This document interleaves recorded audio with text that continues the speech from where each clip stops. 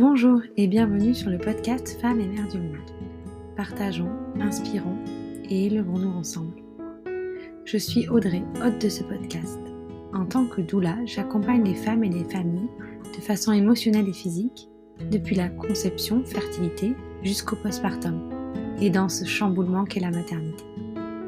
Sachez que je propose une rencontre découverte de 30 minutes pour échanger sur vos attentes, mes accompagnements et voir si le lien magique opère. Je suis aussi ambassadrice et formatrice d'Otera. J'utilise ces merveilleuses huiles lors de mes consultations. J'aspire vraiment à rendre l'aromathérapie accessible, ludique et sécuritaire. Également maman de 4 enfants, je fais un tour du monde à la voile en famille actuellement, d'où l'idée de ce podcast pour vous faire partager mes rencontres inspirantes.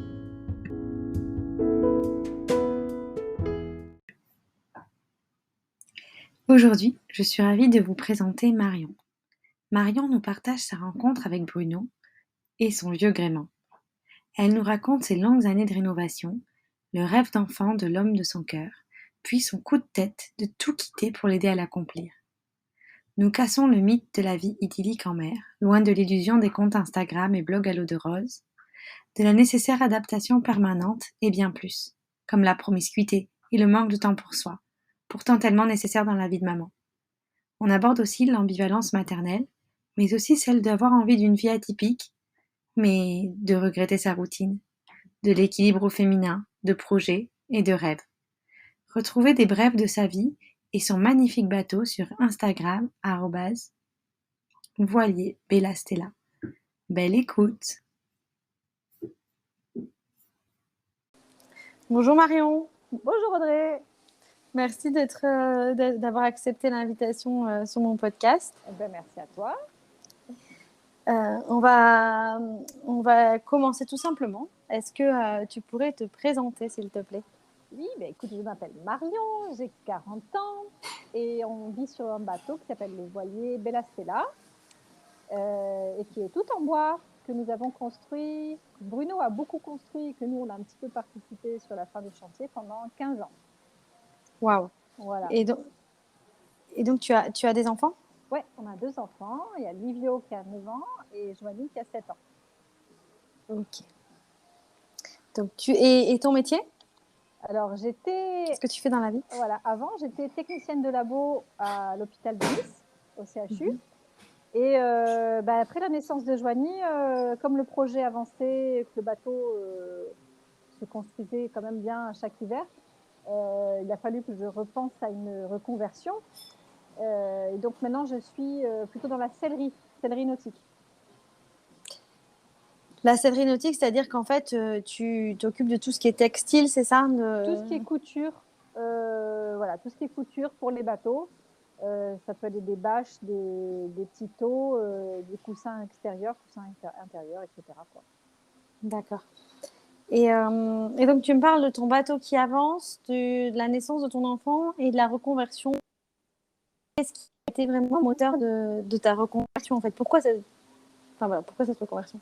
Le truc, c'est que Bruno, moi, quand je l'ai rencontré, il avait ce projet en tête. Il me disait, enfin, pas qu'en tête, puisque on s'est rencontrés, le bateau était déjà au chantier. Il avait déjà commencé à refaire la coque. Il me disait, il y en a pour 2 ans à peu près. Donc, les 2 ans ont duré presque 15 ans au final. Et si tu veux, on a eu Livio, donc on s'est installé dans une vie de famille confortable, bien dans le système et tout, quoi, tu vois. Mais Bruno, lui, il lâchait pas. C'est-à-dire que chaque hiver, après sa saison de capitaine, il repartait au chantier et il bossait. En plus, il bossait dehors. C'était pas abrité, donc parfois il pleuvait, parfois il faisait 3 degrés au chantier. Enfin bon, il a mis beaucoup d'efforts dans cette construction. Et moi, après, quand j'ai eu Joanie, j'ai plus envie de retourner au labo. J'avais envie vraiment de créer autre chose. Et lui, Bruno me disait, il faut que tu trouves ta place à bord, il faut que tu aies ton empreinte à toi dans le projet du voyage. Et quand tu es technicienne de labo, c'est pas du tout un métier exportable, quoi. C'est pas, à moins de te faire muter, mais c'est pas du tout l'objet du voyage, quoi. Et donc, moi, j'ai fait un bilan de compétences qui a abouti à la conclusion que j'étais très bien, que j'étais faite pour travailler dans les labos. Donc, Mince. vraiment une conclusion très constructive, tu vois. Et finalement, c'est en réfléchissant avec Bruno et un copain à lui, on a dit, bon, écoute, toi, tu aimes le travail manuel, tu aimes les couleurs, tu aimes démarcher les gens, etc. Il y a un contact plutôt facile.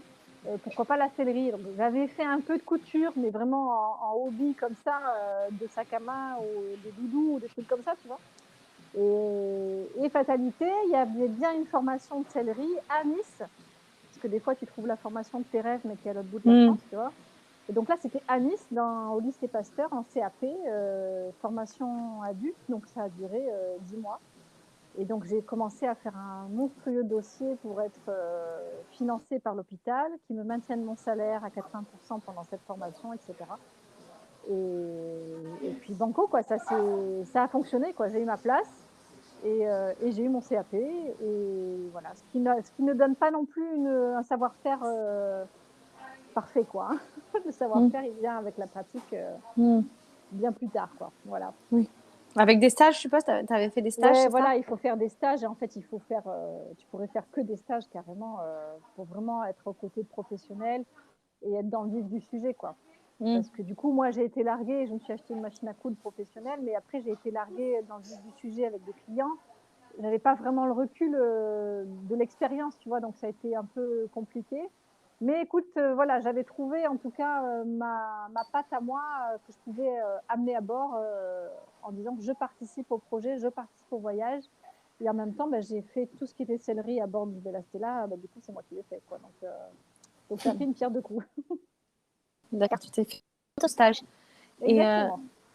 et comment tu t'es sentie dans cette reconversion? Parce que je suppose que tu es partie. Il y avait des adultes ou il y avait aussi des jeunes? Non, j'étais la seule adulte dans cette classe-là. D'accord. C'était pas évident parce que je me suis retrouvée avec des ados, enfin, des enfants, des ados qui avaient entre 14 et 17 ans. Et c'était clairement la voie de garage, quoi. Quand tu as 14 ou 17 ans, il n'y a personne qui veut faire sellerie, tout le monde s'en fout de la couture. Mm. Donc, il n'y a que moi qui étais un peu motivée et qui avait un sujet, un point de départ, tu vois, de faire ce voyage en bateau.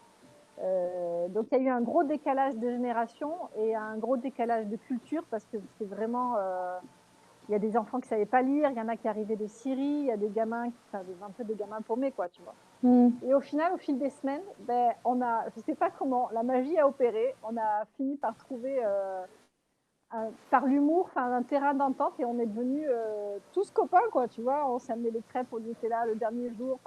On a fini par avoir une très belle cohésion de groupe. Et au final, c'était sympa. C'était une très bonne expérience de s'immerger dans un autre système, quoi, tu vois. Et puis le fait que toi, tu aies un projet, peut-être, ça leur a donné des idées. Ouais, c'est possible, bien sûr, parce que pour eux, la sellerie, le prof leur disait, tu peux faire la sellerie pour les sièges de bus, par exemple. Bon, franchement, quand tu es ado, ça fait pas rêver, quoi. Tu vois, Ouais. personne n'a envie de faire des sièges de bus ou des sièges de métro. Voilà, éventuellement, ils ont envie de faire des sièges de voitures de course, tu vois, ou de moto, je peux comprendre. Mais effectivement, il n'y en a aucun qui était vraiment penché sur l'idée du voyage et du bateau.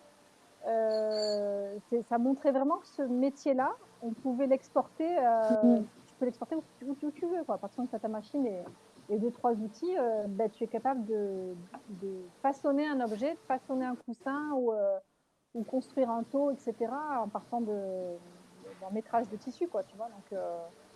Donc c'était cool, ouais. Et comment tu te sens aujourd'hui, du coup, par rapport à cette formation? Est-ce que tu es contente de l'avoir faite? Est-ce que tu as un changement dans la personne que tu es? Je suis très contente de l'avoir faite parce que effectivement, ça me correspondait vraiment dans le côté manuel. Par contre, je suis moins à l'aise que ce que j'avais prévu dans le contact avec les gens parce que les clients, ils savent très bien ce qu'ils veulent ou parfois ne savent pas du tout. Et moi, avec ce peu d'années d'expérience que j'ai, Mm.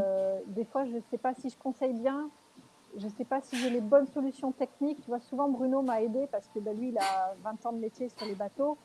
Et il me dit non, mais là, il faut tendre la bâche comme ci, il faut l'attacher avec tel un tenax. On sait quoi un tenax? Bon, enfin voilà, il y avait un vocabulaire aussi que moi je découvrais dans le milieu nautique Mm. qui me Ouais, manquait. Donc aujourd'hui, j'en sais un peu plus. le fameux.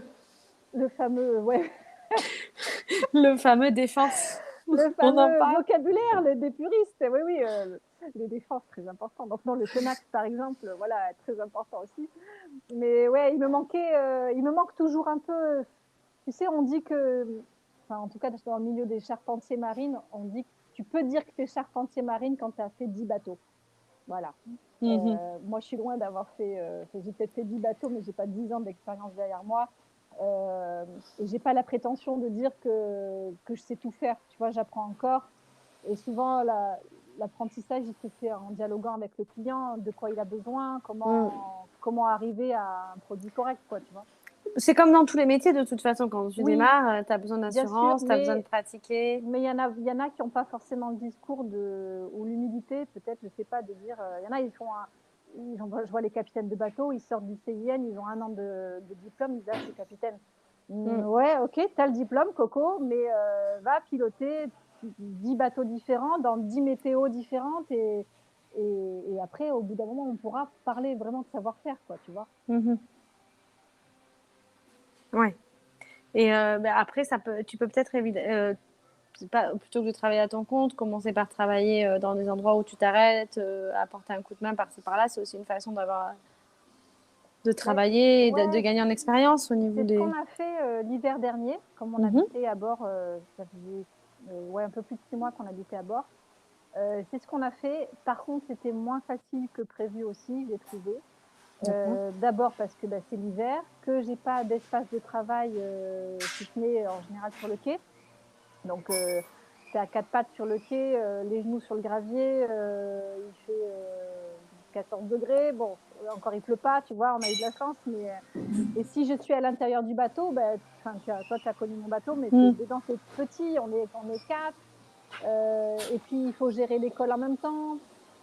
Voilà, donc c'est faisable, hein, mais c'est pas facile de développer ça tous les jours. Par contre, effectivement, l'avantage, c'est que quand tu es posé à un endroit fixe, sur un quai, voilà, dans un port pendant plusieurs mois, tu rencontres des gens. Il y a quand même pas mal de gens qui vivent à bord de leur bateau, et ils ont toujours un petit truc à réparer. Je sais pas moi, un coussin déchiré. C'est pas forcément des gros chantiers, tu vois. C'est pas le but de faire des millions de dollars, mais tu amènes un peu de beurre dans les épinards et tu rends service à des copains de ponton, quoi. Ouais, trop bien. Et en plus, c'est quelque chose qui est vraiment utile, quoi. Enfin, moi, je vois comment on a du mal à trouver des personnes qui pour nous aider là-dessus. Et Ah c'est ouais, des compétences qui manquent.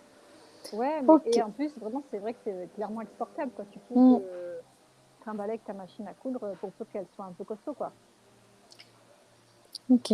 Et maintenant, on va basculer du coup sur le bateau. Parce que votre histoire avec votre bateau, elle est quand même juste magique. Mmh. Et, juste avant, je voudrais faire une petite parenthèse à propos de notre blague interne au sujet des défenses. Il faut quand même Oui, qu'on apporte cette information aux auditeurs et aux auditrices, oui. hein, qu'on en profite. Donc, je te laisse. Alors, oui, alors, Coucou. donc pour les plaisanciers qui parlent de parbattage, sachez que apparemment, vraiment une fausse appellation, et parbattage, c'est destiné au milieu fluvial. Et vraiment au milieu marin, nautique marin, c'est les défenses. Et voilà, donc c'est comme ça qu'on dit vraiment chez les puristes des vieux gréments, en tout cas, ça s'appelle comme ça. Donc, parfois, je reprends les gens, mais des fois, je ne les reprends pas. Euh, Ou parfois, tu en as une qui te demande une preuve scientifique.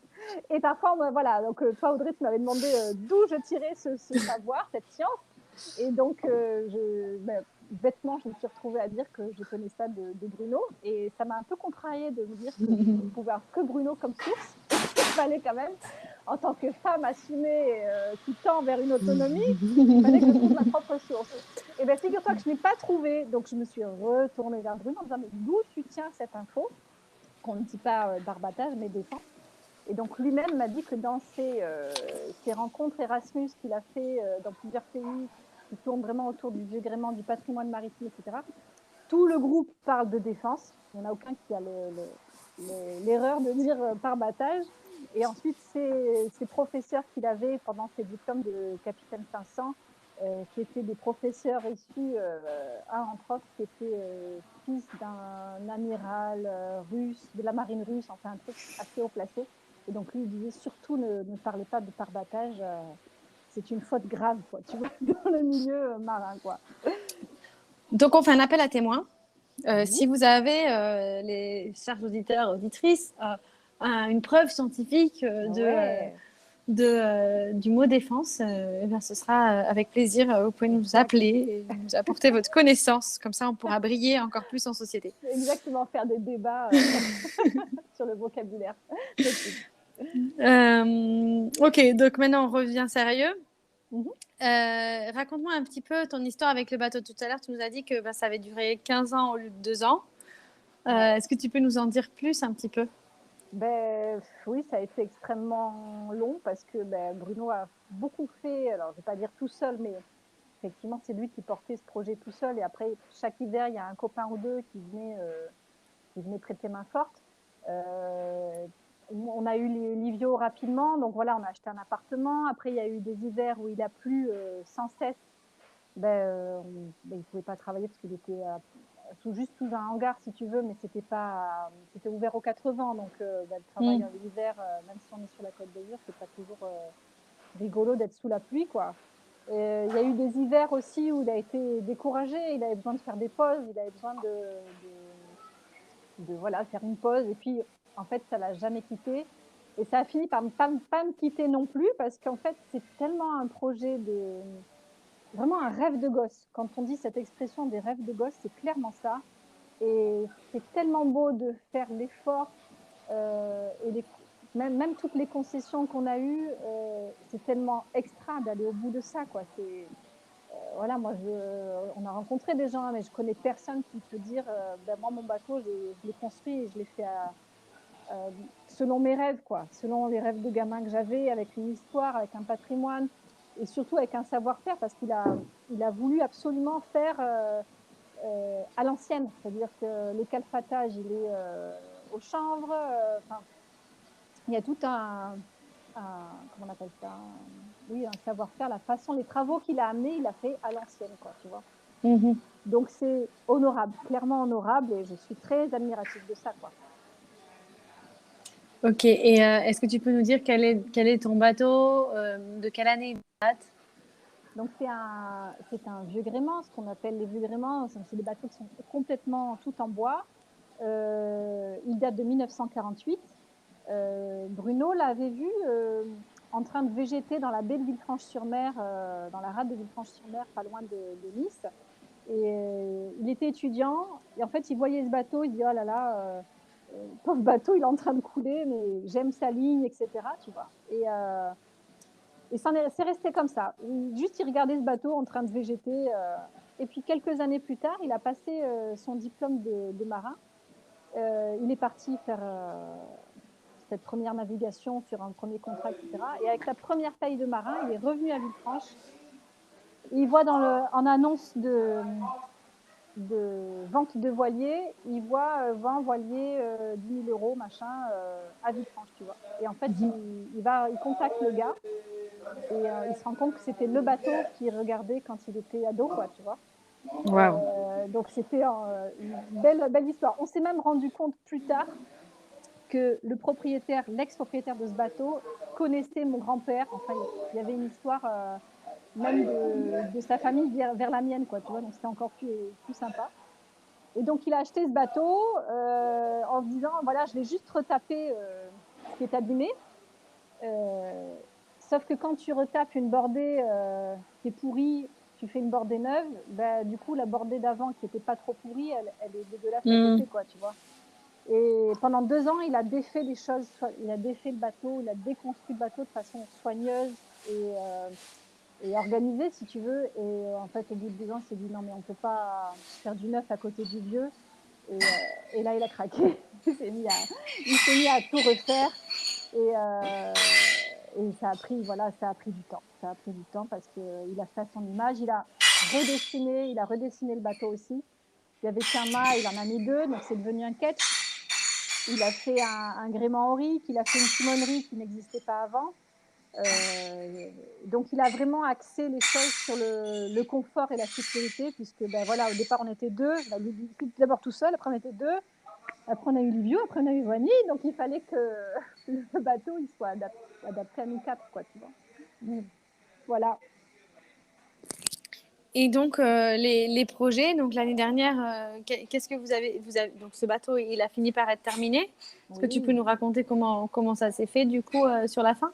Alors, sur la fin, ça s'est fait que j'ai rejoint le chantier. En fait, je sentais que ça avançait, évidemment. Il bossait comme un taré l'été pour gagner de l'argent et il bossait comme un taré au chantier l'hiver pour finir le bateau.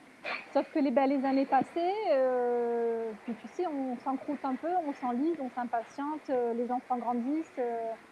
À un moment donné, je dis, bon, ok, allez, tu sais quoi, je vais arrêter de bosser. De toute façon, on avait mis des sous de côté pendant 15 ans pour ce projet. On fait le pari que je viens avec toi au chantier et on finit ensemble, quoi, tu vois. Et donc, c'est ce que j'ai fait. Donc, j'ai quitté le CHU en janvier 2020 et je me suis trouvé une petite salopette de travail. Et en avant Guingamp, on est allé bosser tous les deux au chantier tous les jours. C'était un gros pari d'effort physique et de couple aussi, parce que clairement, une nana comme moi, c'est pas mon kiff d'aller sur les chantiers, quoi, tu vois. Mais c'était extraordinaire de participer à ça, extraordinaire de participer évidemment à la mise à l'eau, parce qu'il y avait une énergie ce jour-là. Vraiment, tous les copains du chantier étaient là. Il y avait tellement d'esprit de joie pour nous, quoi. Tu vois, c'était vraiment un régal cette semaine-là, même si on était vraiment épuisés de fatigue, on a été portés par l'énergie des gens qui nous entouraient. Donc ça, c'était extra. Et, euh, et donc, quand on a mis le bateau à l'eau en mai 2021, et on est parti quasiment dans la foulée, le temps de boucler notre appart, on a mis notre appartement en location. On a donc aménagé clairement sur Bella Stella et on est parti tout de suite, quoi. Et comme il y avait encore un peu le fantôme du Covid qui planait, on ne savait pas trop euh, quelles étaient les conditions pour arriver dans un port, vacciné, pas vacciné, etc. On a préféré pas aller vers l'étranger tout de suite. Mhm. Et on a fait un tour on a fait Menton jusqu'à Marseille. Ensuite, on est revenu vers Cogolin et on a traversé pour aller faire la Corse. Et donc, ça a été les premiers mois d'apprentissage, vraiment de la vie à bord et surtout de la vie à quatre dans un tout petit espace, quoi. Tout Mhm. petit espace. Et puis surtout voilà, on a vécu longtemps avec Bruno d'un côté au chantier sur son contrat de travail à Monaco, etc. Et moi, les enfants dans un système vraiment de routine traditionnelle, tu vois. Et donc là, on s'est retrouvés un peu catapultés tous les quatre ensemble.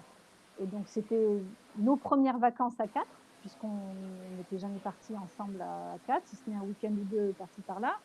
Mais c'était vraiment nos premiers souvenirs de famille à quatre. Donc, c'était un régal. Et en même temps, ça demande beaucoup d'adaptation, quoi, Mhm. au tempérament de chacun et au rythme de vie de chacun. Donc, on apprend encore, hein. On apprend tous les jours, quoi. Et alors, du coup, cette année et demie, Ouais, ouais, un an et demi, ouais. t'en retiens quoi? Évidemment, une expérience incroyable. Je suis très fière de l'avoir fait et d'avoir mis un pied là-dedans, d'avoir acquis aussi un petit savoir-faire, un petit vocabulaire, voilà, une petite expérience de navigation. Je suis loin de porter moi la navigation. C'est surtout Bruno qui gère ça. Mais, euh, mais j'ai cette fierté de dire ouais, je l'ai fait, quoi. Clairement, je l'ai fait. Et en plus, c'est pas fini puisqu'on projette de continuer le voyage pour l'été prochain. Maintenant, voilà, donc j'en retiens voilà, des souvenirs incroyables. On a des photos, des souvenirs de famille qui sont vraiment très riches. Maintenant, dans la vie de tous les jours, dans un tout petit bateau à quatre avec les enfants à faire l'école, ça demande beaucoup de concessions de sa propre personne, tu vois. Mm. Euh, on a tout le temps du monde parce qu'on ne travaillait pas, mais tu es tout le temps happé par quelqu'un. Il y a tout le temps quelqu'un dans. Nous, on n'a pas d'espace qui se ferme, si tu veux, on n'a pas de cabine on n'a pas de porte, etc. Donc, on se voit tout le temps et on s'entend tout le temps. Et même des fois, je me mets dans un coin à lire un livre, ben non, maman, elle est disponible puisqu'elle est là, tu vois. Non, je lis un livre.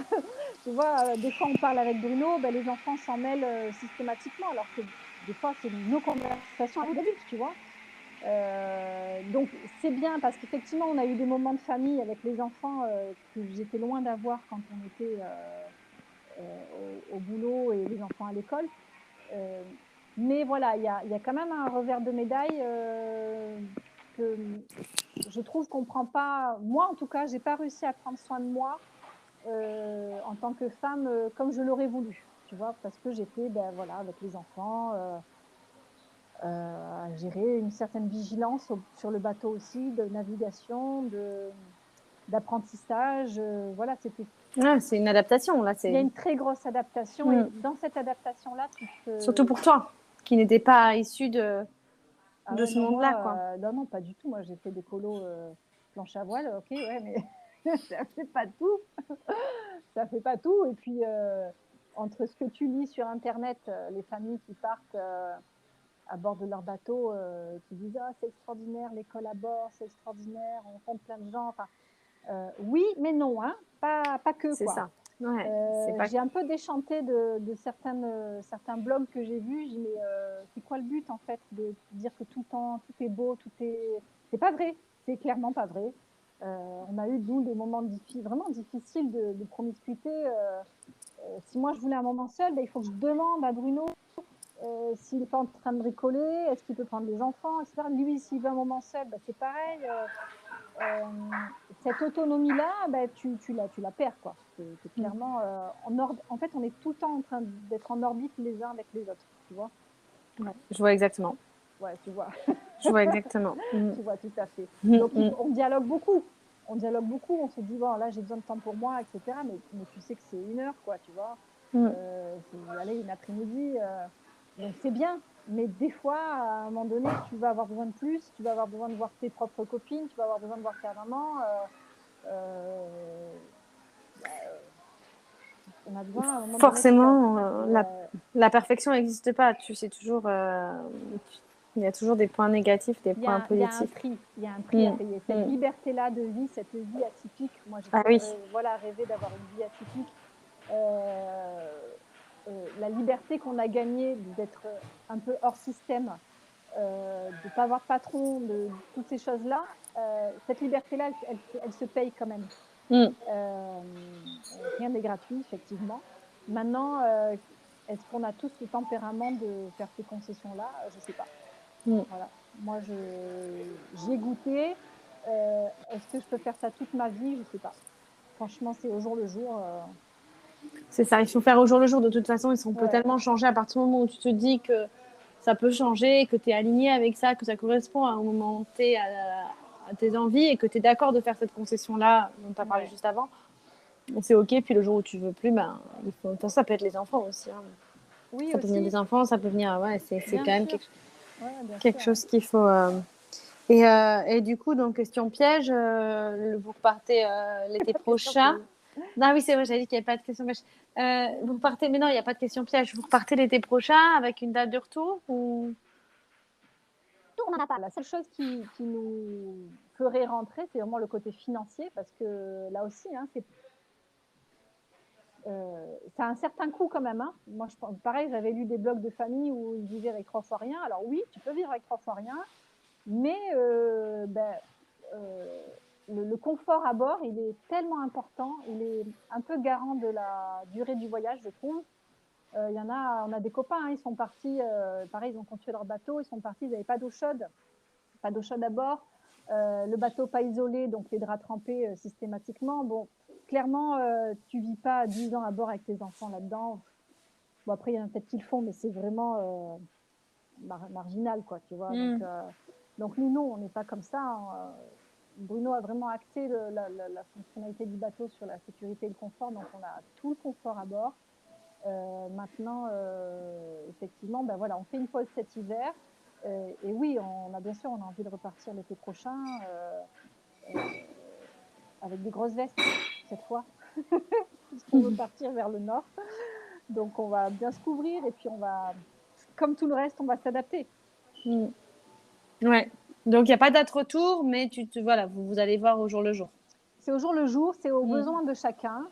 Moi, voilà, j'avais besoin de me poser cet hiver-là, retrouver un peu une vie sociale. Les enfants aussi, hein, ils avaient un petit peu besoin de revoir leurs copains. J'avais besoin de lâcher prise aussi de côté scolaire, parce que quand tu fais la maîtresse, la maman fait la maîtresse, il y a un lien qui est un peu étrange. La maman, le lien affectif, il attend un résultat scolaire, c'est pas terrible, quoi. Moi, peut-être qu'on a mis trop de pression. Peut-être, je sais pas. Peut-être que je me suis mal prise. En attendant, voilà, on a besoin de retrouver un peu le circuit-là du social cet hiver-là. Et pour les devoirs, ouais, non, tu faisais des notes, etc. Non. Non, pas Tu avais du un tout. Non, système de non, notes, non, non. non, pas du tout. Non, non, non, c'est Donc, à l'appréciation des enfants, ce qu'ils pensent de son travail. Est-ce que c'est propre? Est-ce que c'est rapide? Est-ce que c'est efficace? Est-ce que c'est juste? Après, le côté juste, on s'en fout un peu. J'ai beaucoup expliqué que le fait de se tromper, c'est une opportunité d'apprendre. Tu vois, tu t'es trompé sur un problème, on va comprendre pourquoi, et le prochain, tu le feras certainement juste, quoi, tu vois. Mais selon les tempéraments des enfants, il faut beaucoup motiver. Voilà, moi, les miens, ils préfèrent il aller faut pêcher. répéter. Il faut répéter. Puis les miens, ils préfèrent clairement aller pêcher que travailler, quoi. Et je comprends parfaitement, parce que moi aussi, je préfère aller plonger que travailler. Donc peut-être qu'il y a eu trop de moments où eux, ils n'avaient pas envie et moi, pas envie. Et du coup, ça n'a pas été très productif. Donc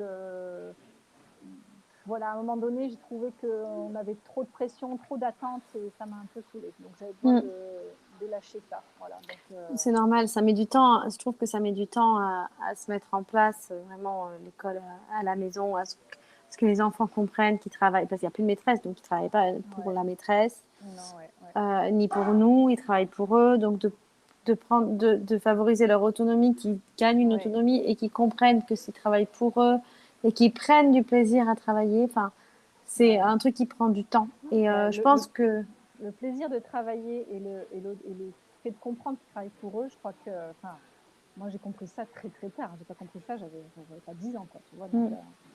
Donc effectivement, c'est pas c'est ça. évident. Et quand ils choisissent les matières, enfin, il y a des petites je pense qu'il y a des petites choses à mettre en place, mais que tu découvres au fur et à mesure et que ça prend un peu de temps. Ça dépend des Ouais, enfants aussi, des ouais, tempéraments.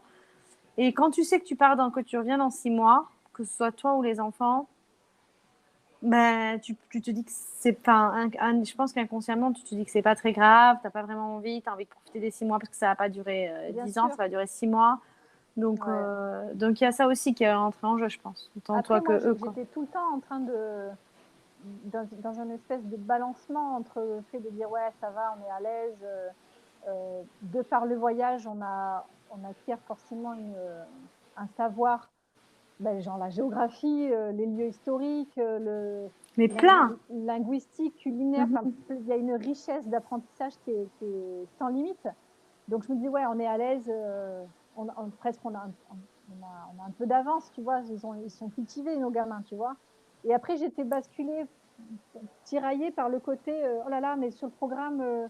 Je sais qu'en classe, ils ont déjà fait le son ouin. Et moi, j'ai pas encore fait le son ouin. Je suis à la bourre, tu vois.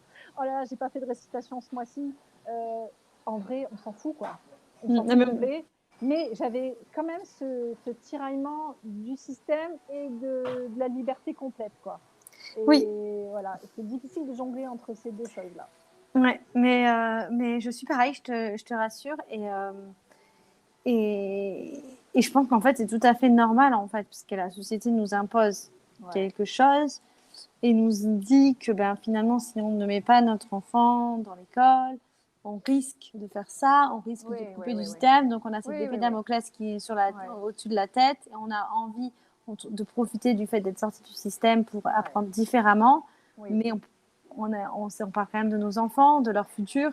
On est obligé d'être enfin voilà, on a été formaté en fait. Donc Puis le truc, c'est c'est oui, difficile déjà d'en on est sortir comme formaté, ça. et puis il faut accepter aussi.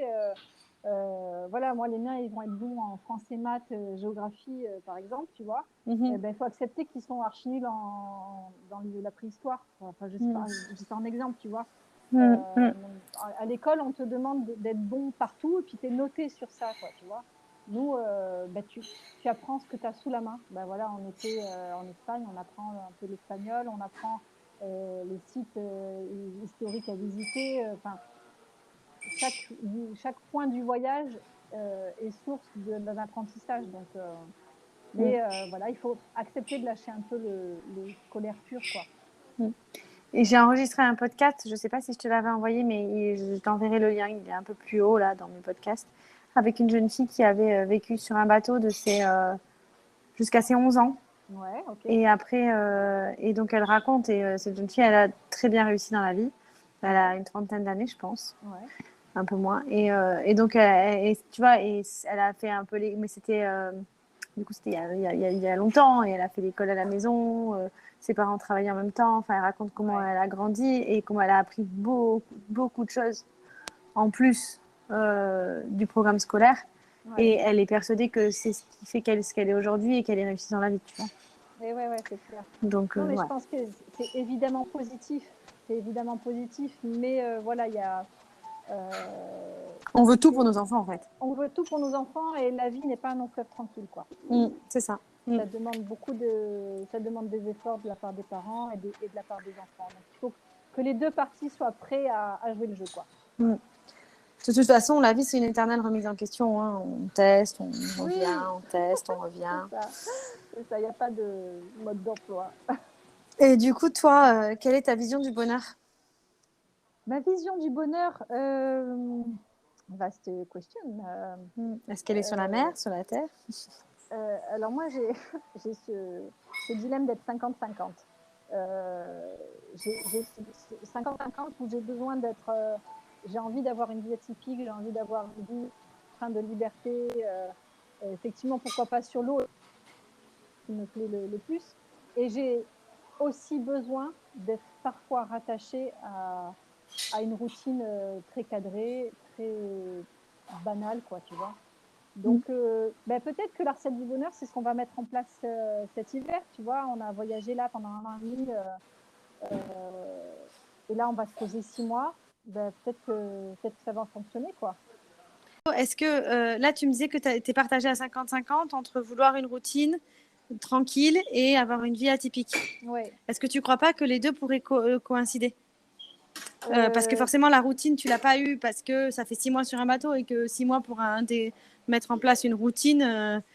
Après, à bord, on a développé une routine quand même. Hein. On avait les mêmes rituels le matin, si ce n'est qu'on était un peu plus à l'écoute de nos envies et de la météo. Voilà, s'il y avait du soleil le matin, on allait se balader le matin. Voilà. Mais la routine, elle s'est quand même ancrée. Par contre, je me suis plus éloignée de moi, quoi, tu vois. Le fait d'être tout le temps avec les autres, enfants et mari, tu es tout le temps tourné vers eux. J'ai vraiment eu du mal à me tourner vers moi-même, quoi. Et ça, je pense que c'est ce qui m'a le plus manqué. C'est d'avoir ces temps-là juste pour moi et pas 1 heure par-ci par-là pour un café. J'avais besoin de temps plus important que ça, tu vois. Et dans la routine du bateau, je l'ai pas, j'ai eu du mal à la faire, quoi. J'ai eu du mal à la faire. Est-ce que c'est parce qu'on est tous dans le même espace? Je sais pas. Est-ce que toi, sur le catamaran, est-ce que tu peux avoir le même problème? Je sais pas, tu vois. Moi, je pense que le fait de commencer une nouvelle vie, et moi, pareil, de pas forcément connaître le milieu de la voile, le milieu nautique, ça fait beaucoup de choses et beaucoup de concentration, et donc peu de temps pour faire autre chose et peu de temps pour moi. Et je pense que globalement, je suis quelqu'un qui n'ose pas trop m'autoriser à prendre du temps pour moi. Parce que tu respectes des horaires. Là, t'as pas d'heure. Donc ça, c'est un grand luxe. Mais c'est vrai que, voilà, moi, tu vois, j'avais pris ma guitare à bord. J'avais pris ma peinture en me disant, voilà, je vais avoir enfin le temps de faire ma guitare et ma peinture. Sauf que, en fait, non. Parce que des fois, ça bouge. Donc, ça bouge trop en bas. Donc, non, pas de peinture. La guitare, elle était un peu grosse, hein, vu la taille de notre bateau. Donc, les enfants, ils viennent avec leurs jouets, machin. Toi, tu es là avec ta grosse guitare au milieu. Bon, sinon, ça ne fonctionne pas. Enfin, je sais pas. Moi, en tout cas, j'ai pas ancré ça. Peut-être que j'ancrerai autre chose. C'est peut-être autre chose qui va se développer pour l'été prochain, tu vois. C'est sûr, parce que déjà, tu en as pris conscience. Donc, tu vas arriver sur le bateau déjà avec avec beaucoup déjà d'automatisme. Tu connais Oui, le bateau, tu connais ta vie, tu ouais. auras gagné déjà beaucoup de choses et tu auras peut-être ça à mettre en place. Est-ce que tu peux me parler maintenant de ta vision de l'équilibre? On en a parlé juste avant, si tu as du mal à trouver du temps pour toi. Mhm. Quel est ton équilibre à toi? L'équilibre d'une femme pour toi entre le travail, s'occuper des enfants, c'est un Euh, peu large comme question, j'avoue, mais... Ben, oui, ça touche à beaucoup de choses, Mm. effectivement. Moi, voilà, c'est sûr que j'ai besoin de ces temps pour moi où voilà, je peux prendre soin, que ce soit de mon corps ou que ce soit de mon esprit. Effectivement, le temps avec les enfants que j'ai à bord, il est extrêmement précieux parce que ben, pas une fois on a dit dépêche-toi, on va être en retard, tu vois. Donc ça, c'était un bonheur. Et après, le côté travail, je crois que c'est ce qui me manque le plus. D'avoir cette vie sociale et le travail. Dans ces trois domaines-là, c'est ce qui plonge le plus, c'est ce côté-là. Le côté en tant que femme autonome, ben là, j'ai rien d'autonome, quoi. Indépendante. Voilà, là, j'ai rien d'indépendant, rien d'autonome. Je suis clairement maman. Je pense, enfin, j'ai l'impression d'avoir perdu ce côté femme autonome et de par le salaire et de par un statut social, tu vois, le fait de vivre à bord, tu te mets de toute façon un peu en marge de la société et les gens ils te parlent pas, ils t'abordent pas n'importe comment. Enfin, tu vois, l'hiver dernier on est rentré, on était à Beaulieu, donc pas loin de Nice, on est resté 2 mois là-bas. Et moi, je me suis dit, c'est cool, on va revoir nos copains et tout, tu vois, mais en fait, non, parce que les copains, ils ont des horaires de bureau, ils ont une vie organisée, les anniversaires, les rendez-vous, les machins. Et moi, j'avais tout le temps du monde, mais j'avais pas forcément les moyens financiers de suivre, quoi, tu vois. Mm. Donc, je l'ai fait un peu, évidemment, mais je me suis pris une claque de décalage, quoi, tu vois. Mm. Et effectivement, cet équilibre-là, pour moi, en tout cas, ça passe aussi par le fait en tant que femme, d'être autonome financièrement. Voilà, gérer les enfants avec du plaisir. Faut pas faut pas que la contrainte prenne le dessus sur le petit bonheur, quoi. Et après, avoir du temps pour soi, voilà, pour moi, c'est. Après, je parle pas d'avoir une après-midi par semaine, c'est même pas ça, tu vois. Voilà, des fois, je me masse des fois le soir. Il y a tout le monde qui te regarde, fais ah merde, on peut pas avoir un peu de temps, quoi, tu vois. Voilà, c'est juste ça. C'est pas sorcier, quoi, mais Mm. Oui, piocher un oui. peu dans chaque chose. Ok. Et ton plus grand rêve? Mon plus grand rêve, je crois que c'est que quand je serai vieille, je pourrais dire, j'aurai des choses à raconter à mes petits-enfants, quoi, tu vois. De dire, ah ben Marion, avec Bruno, papy Bruno, mémé Marion, on a fait ci, on a fait ça, et que ça inspire, ou nos propres enfants, ou même les gens, les amis autour de nous, de se dire, putain, c'est possible, quoi. Ouais, bien sûr que c'est possible. C'est pas, c'est pas facile, c'est pas fluide tout le temps, mais tout est réalisable, quoi. Tout est réalisable. Donc ouais, mon plus grand rêve, c'est peut-être d'inspirer d'autres personnes à suivre leurs désirs et de dire que voilà, à la fin de ma vie, je peux dire j'ai réalisé quelque chose, quoi. J'ai pas juste travaillé. Mm. Moi, mes grands-parents, quand je leur demande cette question, je dis qu'est-ce que tu aurais aimé faire dans ta vie? Mes grands-parents, tout le temps, ils me répondent ah ben nous, tu sais, on n'avait pas le temps de rêver, on a fait que travailler. Donc c'est tellement beau et triste à la fois. Tu vois ce que je veux dire? Ouais. Bravo parce que grâce à vous, à votre travail, à votre sueur, on a un toit sur la tête et on a une famille soudée, on a voilà, cette valeur du travail qui a vraiment été transmise et tout. Mais merde, quoi, vous n'êtes jamais parti en vacances. Enfin, c'est dur aussi, tu vois. Donc là, voilà, de se dire, voilà, à la fin de ta vie, tu peux dire, j'ai fait, j'ai profité, j'ai été au contact de la nature plus que quiconque, quoi, tu vois. Ouais. Et sinon, tu te vois où? Vous vous voyez où dans 5 ans? Ouf, Tahiti, À Tahiti? pourquoi pas? Ouais, au soleil, quoi. Soleil, chaleur, oui, Tahiti, cocotier, Rome, ouais, tout ça, quoi. Ok, parfait. Et dans 10 ans, Et dans 10 ans, Bora Bora. t'auras pas bougé, quoi. Pas loin. Non, je sais pas. pourquoi pas boucler la terre, quoi. Ouais, revenir, dire que tu as fait un tour complet, c'est classe, quoi. Je peux dire que tu as fait toutes les mers et les océans, tu as vu du pays. Et en même temps, c'est ça qui est terrible, que je me dis au bout d'un an et demi de navigation, c'était long, on a vu beaucoup de choses, et en réalité, on n'est pas allé au fond de chaque pays. Tu vois, on a passé 5 mois en Espagne, c'est pas pour ça qu'on connaît l'Espagne. C'est terrible. Ah bah oui, parce que, ouais, c'est dur, je sais, ouais, je vois. voilà, je discutais avec une amie portugaise là, que j'ai rencontrée justement au sud du Portugal, et elle me disait, mais va ici, va là, c'est trop beau, etc. Mais on ne pouvait pas tout faire parce que des fois c'est dans les terres et il faut une voiture. Des fois le tirant d'eau ne nous le permettait pas. Tu vois, on ne pouvait pas aller dans certains coins où il n'y avait pas assez de fonds.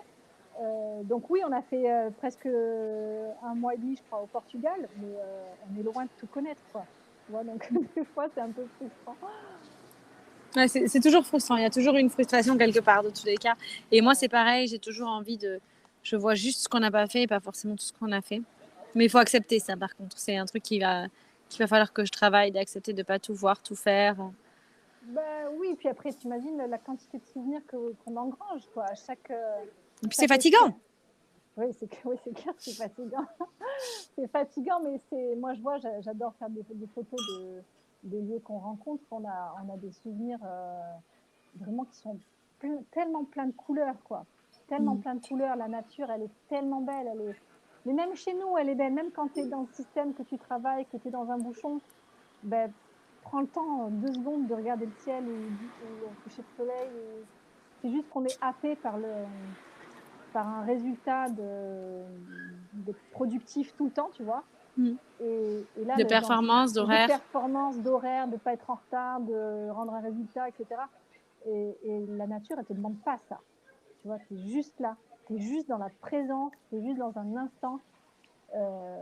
Nous, on a eu des moments où on était absolument seuls sur l'eau, à voir ou un dauphin, ou des globicéphales, ou un coucher de soleil. Et tu te dis que tu es seul à cet instant-là, tu es seul à voir ça. Et il n'y a rien d'autre qui compte. Il n'y a rien d'autre qui compte. Et ça, c'est trop bien. Ouais. Bon, écoute, on est à la fin de cet échange. Est-ce que tu as quelque chose que tu voulais rajouter ?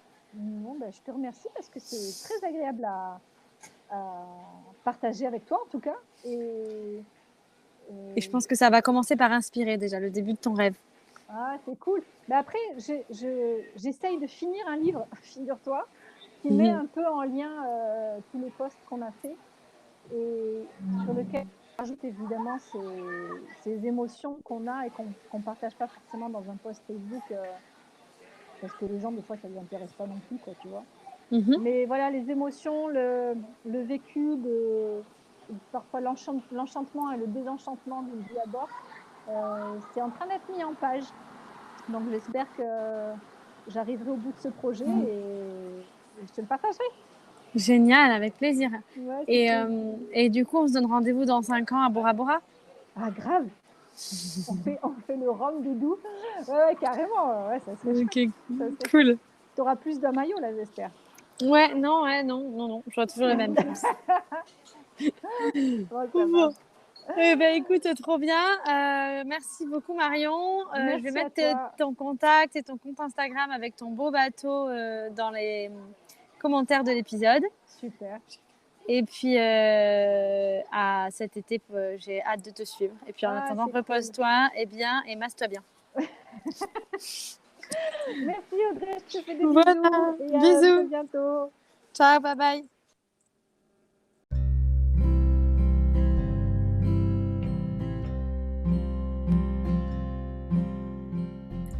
Merci pour votre écoute. Si le podcast vous a plu, n'hésitez pas à le partager ou à le noter sur iTunes ou sur votre plateforme d'écoute.